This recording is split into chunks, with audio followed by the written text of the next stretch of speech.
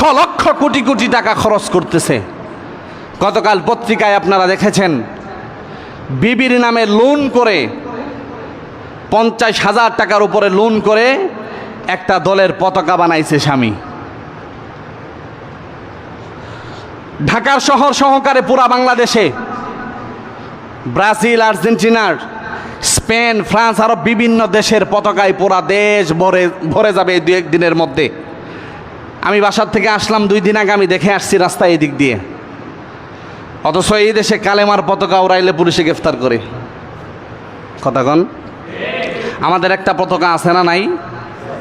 মুসলমানদের কালেমার পতাকা আছে না নাই? মুসলমান কালেমার পতাকা বাদ দিয়ে খেলোয়াড়ের বিভিন্ন খ্রিস্টান রাষ্ট্রের ইহুদিদের পতাকা হাতে নিছে, আর আমরা কালেমার পতাকা ছেড়ে দিয়েছি, আমাদের হাতে উঠে এসেছে ইহুদিদের পতাকা। এজন্য বললাম, কোন সুস্থ মস্তিষ্কের মুসলিম যুবক কখনো ইহুদি খ্রিস্টানদের সমর্থন করতে পারে? জোরে বলেন, পারে? হ্যাঁ, যুবক, তোমার শরীরে শক্তি আছে, তোমার অর্থ আছে, তুমি কিনতে পারো।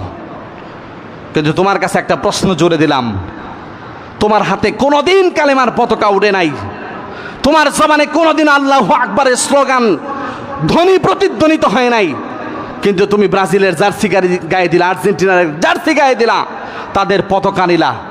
তোমার তো নবীর সুপারিশ প্রয়োজন আছে। আল্লাহ রসুলের সামনে তুমি আর্জেন্টিনার আর ব্রাজিলের পতাকা নিয়ে দাঁড়ায়ও, সেদিন দেখা যাবে তোমার অবস্থা কি হয়। এজন্য বিবেকবান যারা আছেন, নিয়ত করেন এই বিশ্বকাপে কোন ইহুদি খ্রিস্টানের দলকে সাপোর্ট করা, পতাকা ওড়ানো, তাদের জার্সি কেনা, এগুলো আমরা করবো না ইনশাআল্লাহ। জোরে বলেন ইনশাআল্লাহ। এই